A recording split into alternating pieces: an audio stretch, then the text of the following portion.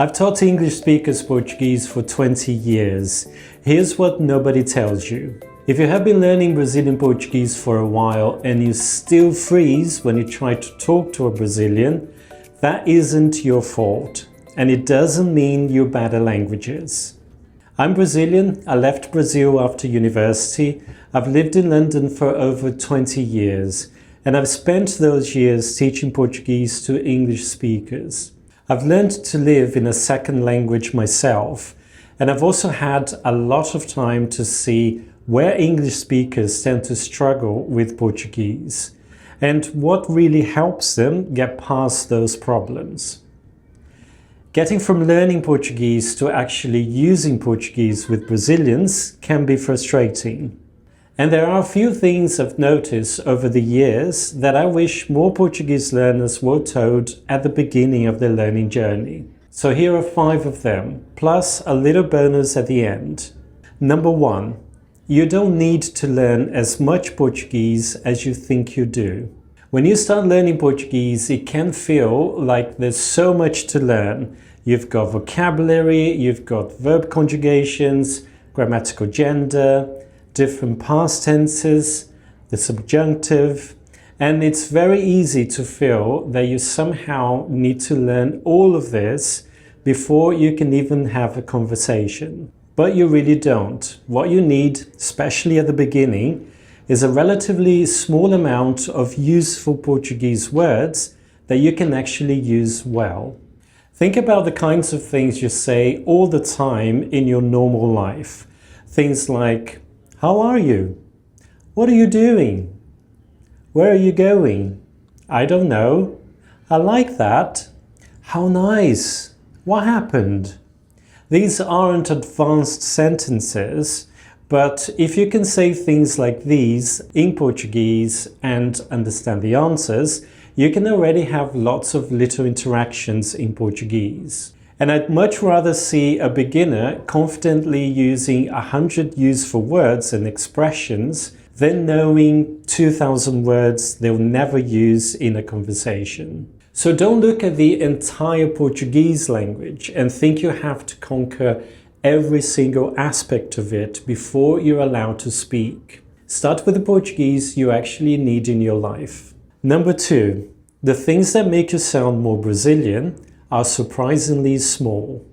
A lot of learners think they'll start sounding natural when their Portuguese becomes advanced. But some of the things that can make you sound much more Brazilian are actually very small, and you can start using them right from the beginning. For example, não é very often becomes né, and está bom becomes tá bom.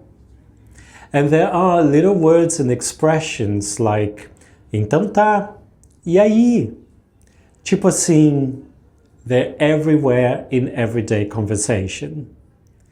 But there's something else that can make a huge difference without learning any new Portuguese at all: intonation. Brazilian Portuguese is a very expressive, musical language, and I've noticed that English speakers can sometimes get the pronunciation right, but still sound a little flat. And that's because they're concentrating too much on the individual sounds. Another thing I hear all the time is questions that sound like statements. For example, você mora no Brasil? You live in Brazil. And você mora no Brasil? Do you live in Brazil? The words are exactly the same in the exact same order. It's the intonation that makes the second one sound like a question. So when you're listening to Brazilians, don't just listen to the words and sounds.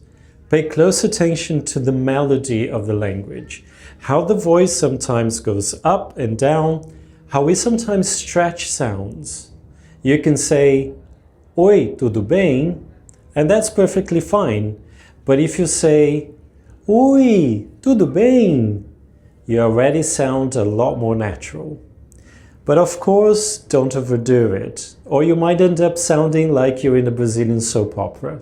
But be aware of it, and don't be afraid to play with different ways of saying something you've just learned.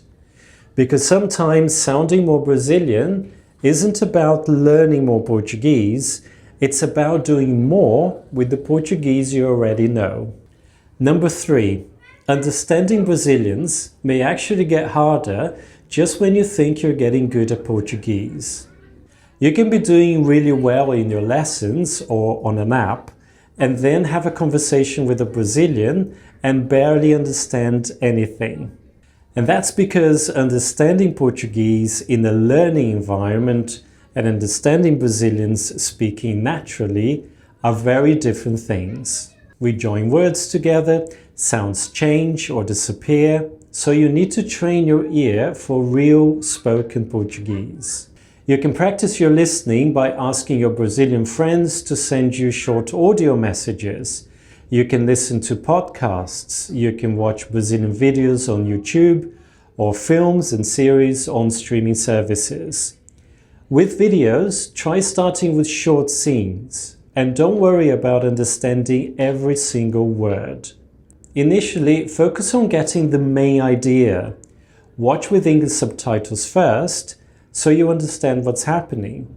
Then, watch again with Portuguese subtitles, so you can connect with what you're hearing with the written words. And if you want to take it a step further, watch once more without subtitles. So if you understand your teacher but struggle to follow two Brazilians talking to each other, it doesn't mean your Portuguese is bad. It just means you need more exposure to the way Brazilians actually speak. Number 4. Sometimes more practice isn't the answer. You need to understand why. After what I've just said about needing more exposure to spoken Portuguese, you might wonder why I do most of my teaching in English. I've occasionally been asked why I don't teach Portuguese entirely in Portuguese. You absolutely need exposure to Portuguese, but sometimes a quick explanation in English can help you understand something much faster.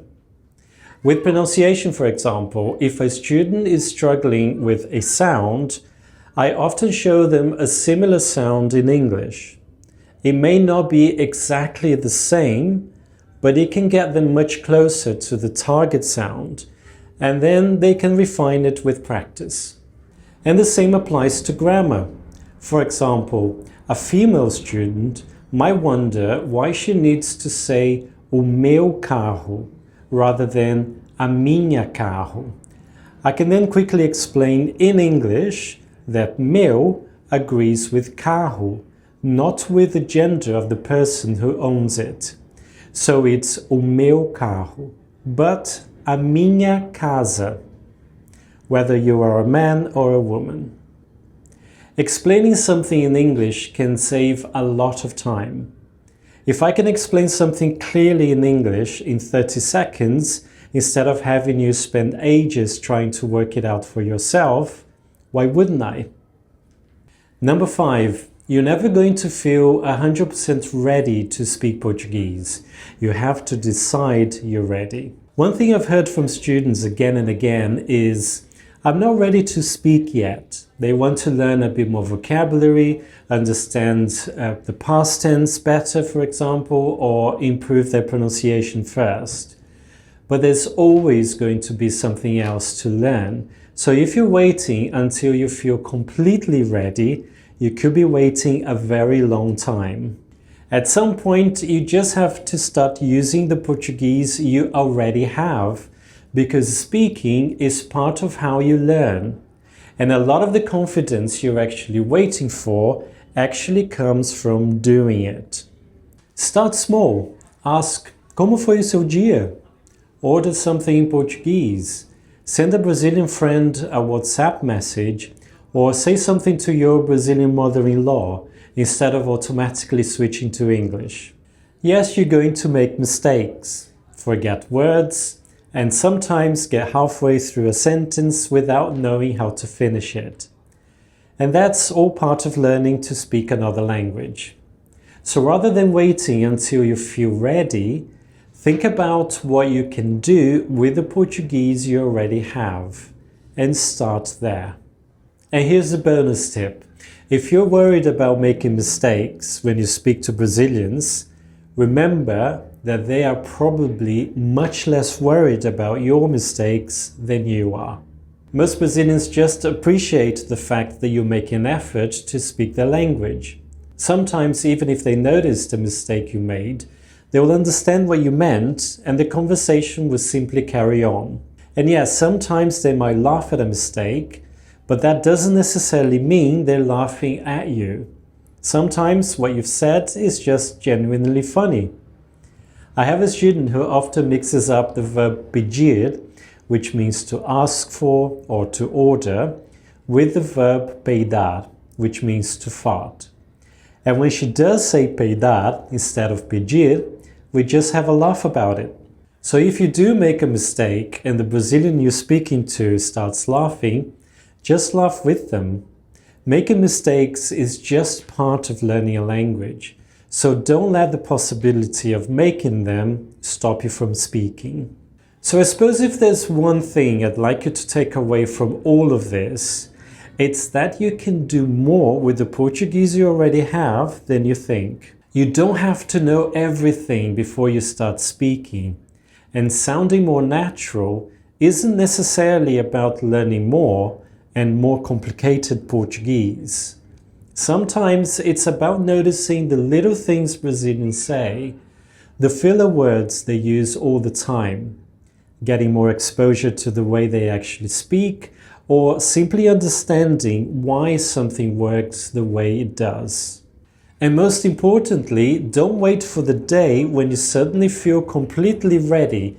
Start using what you know now, even if it's just a few words or a very short conversation, and allow yourself to make mistakes along the way.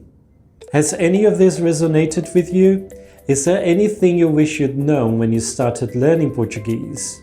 Let me know in the comments. I'd love to hear about your experience. And if you found this video useful, give it a like, it really helps, and subscribe if you'd like to see more videos like this.